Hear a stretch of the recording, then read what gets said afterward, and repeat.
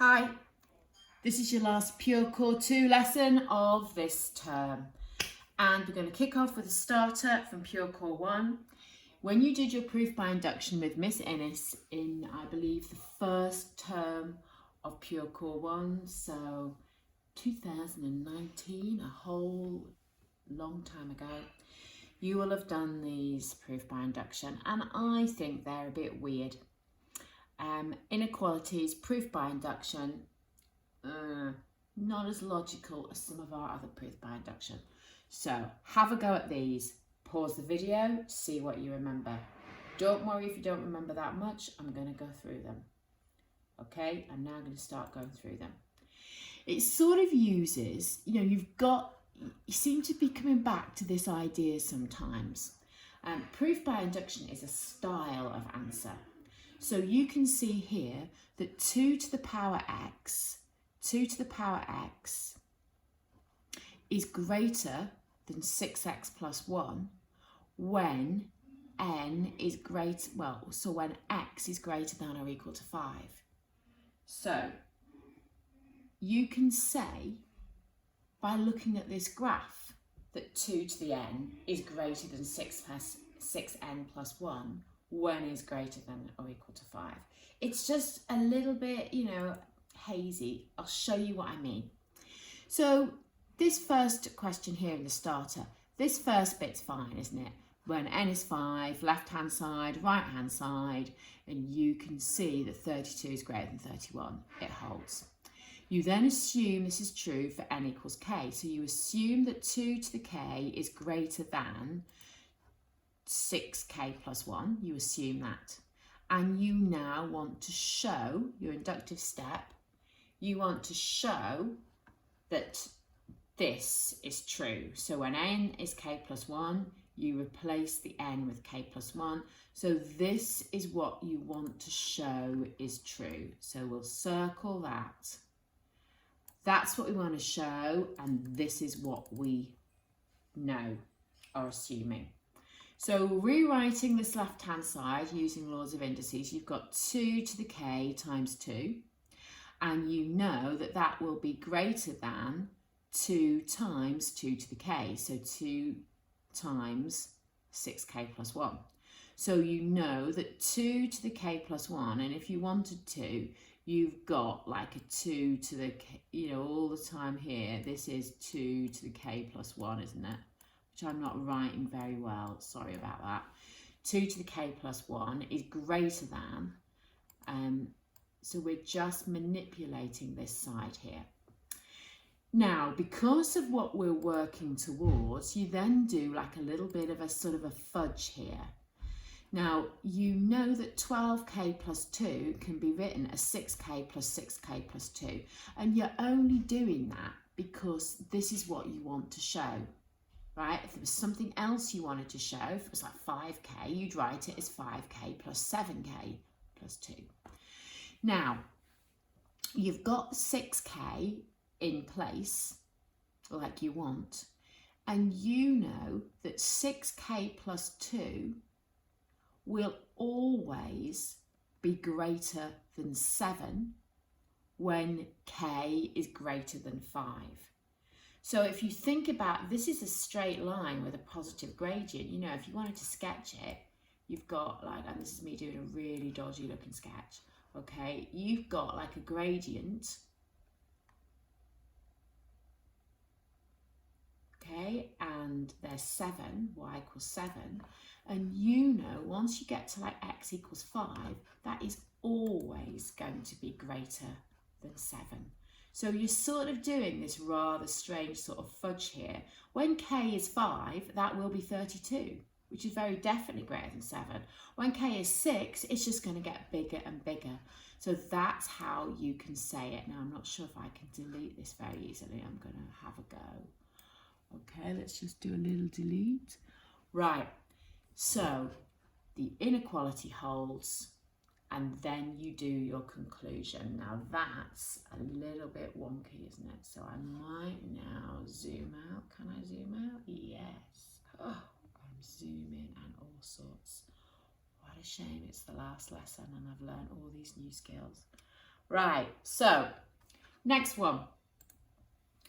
The factorials. Ooh, right, let's prove this. So again, your base case, all good.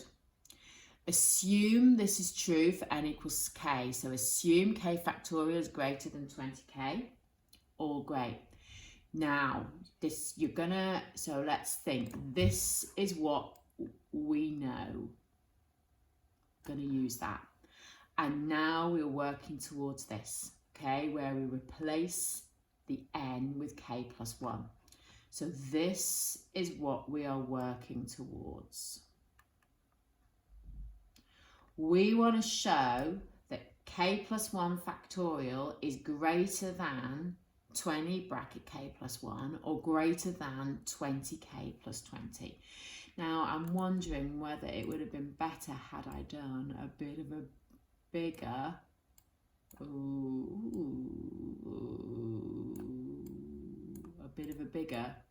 circle there, right? So let's manipulate this left-hand side.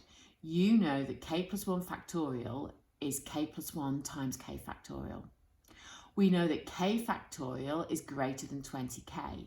So this will be greater than k plus 1 times 20k, won't it?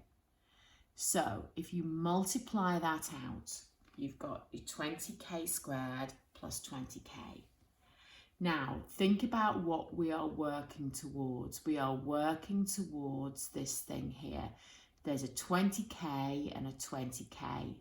We just need to show that this is greater than 20. Now, we know that 20k squared is going to be greater than 20 when k is greater than or equal to 5. Right? It's going to be greater than 20 when k is greater than 1. So it definitely is when k is greater than 5. So again, you've sort of got that slightly woolly bit at the end. Okay, that is a recap of year 12. Put that to one side for a moment. Let's learn a new skill, and then we'll go back and we're going to use that at the end of today's lesson. So first of all, what we're going to do today is we're going to do proof by induction. Okay, I'm just having a little moment there, okay? It's an emotional time, the last lesson.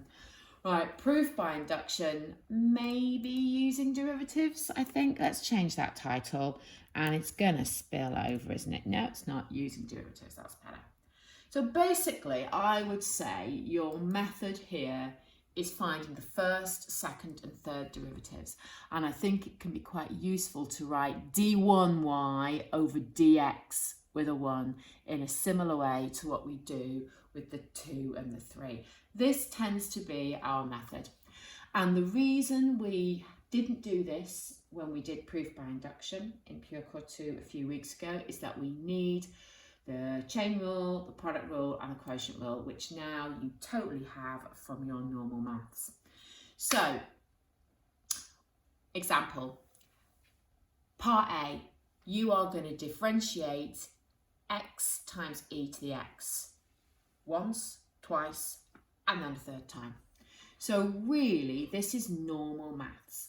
And what we find in further, and this is why further maths makes you so good at your A-level maths, is that we're just assuming that you're just going to be able to do this. And it's just really good practice for you. And this is just the start. You know, with your integration that you're going to meet next term in normal maths, we're going to do that and more in further. And it just really hones your skills in the calculus. So first of all, can you see I've added some ones there, thinking that might help you. So first of all, you're going to let u, v, du dx, dv dx. I am assuming that you are pretty hot on the product rule here. Okay, now that is the answer. However, because I know where this is going, I've chosen to write it like that. Obviously, I haven't chosen. I've copied this from the textbook because it's so much, it saves those type. I'm now going to differentiate this again. So I'm going to differentiate e to the x, but also I know from what I've just done that the derivative of x e to the x, rather than churning out the product rule again, is this. And so when I rewrite it, I can group it like that. I'm now going to differentiate this again. So I know the derivative of e to the x, e to the x. I can't be bothered to go through the product rule again because I know that the derivative of this expression is this expression. And then I take out a factor of e to the x, and I've got these lovely neat answers. Look, d1y over dx1, 1, blah, blah, blah.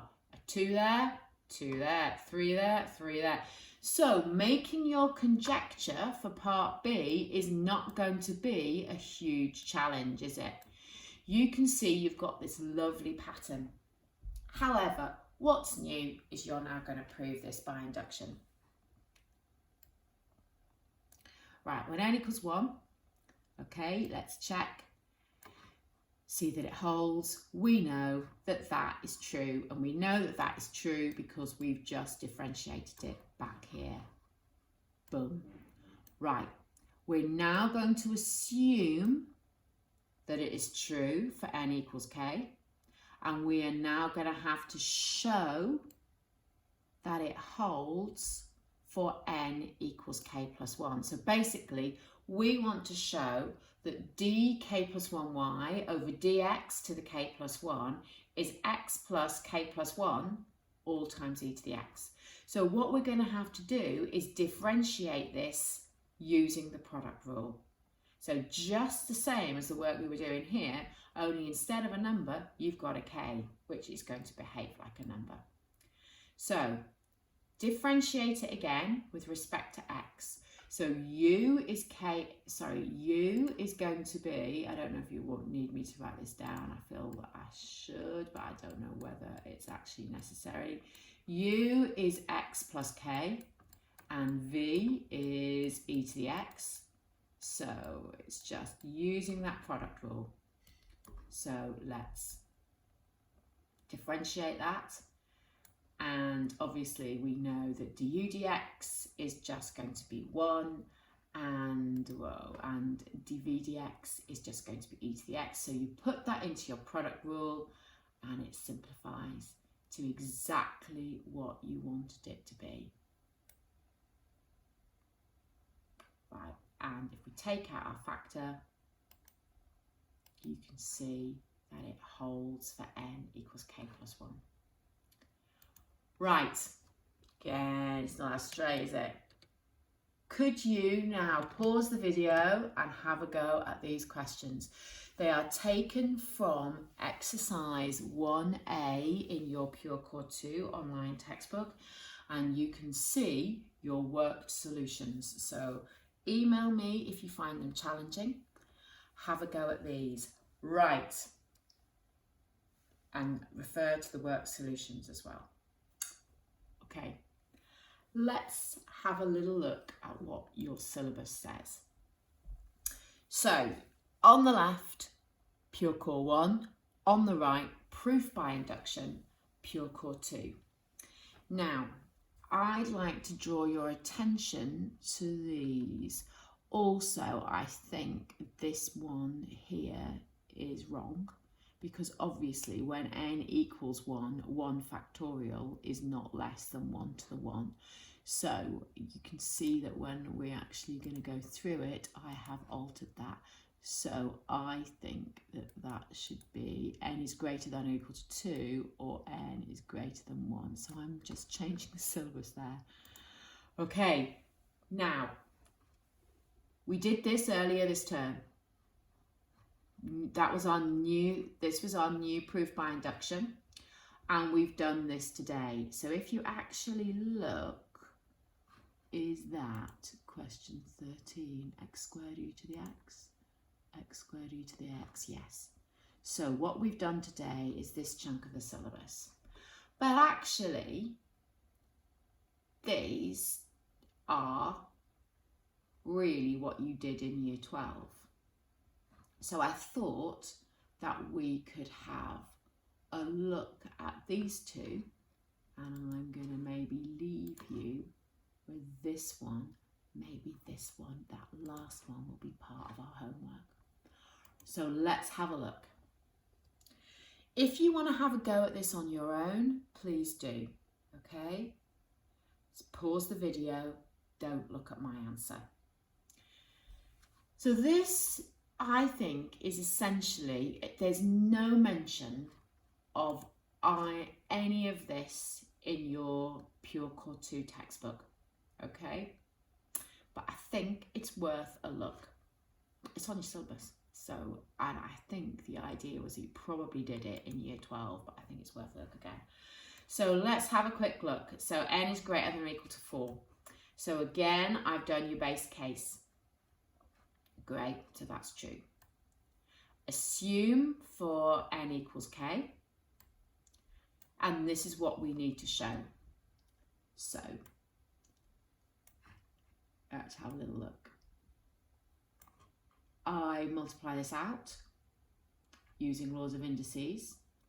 And remember, this is what I'm working towards, but this is what I know here. And again, I think I've just put a white ring on there so you can't actually see. This is what I know. So, multiplying out using the laws of indices, and I know if 3 to the k is greater than k cubed, then 3 times 3 to the k will be greater than 3 times k cubed. I know that when n is greater than or equal to 3, 3k cubed is greater than k plus 1 all cubed. And you can see that that's actually true if you look at your graph. So, going back to what we were trying to show here, we know if 3 to the k plus 1, right, is greater than 3k cubed, we know that 3k cubed is greater than k plus 1 cubed, so we can say that 3 to the k plus 1 cubed, sorry, 3 to the k plus 1 is greater than k plus 1 cubed. So it's this idea again from your year 12 proof by induction. And then our last one, you can see I've adjusted it as the statement from your syllabus. Prove your n factorial is less than n to the n for n is greater than or equal to 2. Again, you have a go, or, you know, pause the video. It's again using this idea from year 12. Base case. Assume k factorial is less than k to the k. Show that k plus 1 factorial is less than k plus 1 to the k plus 1. Right, so we know that k plus 1 factorial is k plus 1 times k factorial. And we are assuming this, aren't we? So if we just replace our k factorial with our k to the power k. So we know that if you've got this, and we know because k factorial is less than k to the k, then k plus 1 times k factorial is less than k plus 1 times k to the k. Let's now think about what we can do here. Is k plus 1 to the power of k plus 1 greater than k plus 1 to the k to the k? Let's have a little think. We know we can rewrite this as k plus 1 times k plus 1 to the k. We know that k plus 1 times k plus 1 to the k is greater than k plus 1 times k to the k, because if you divide both sides by k plus 1, like that, you know that k plus 1 to the k, when you expand that, you're going to get k to the k plus, you know, k times k to the k plus k to the k minus 1, and so on. So you're going to, your very first term is going to be k to the k. So this is definitely going to be greater than this. So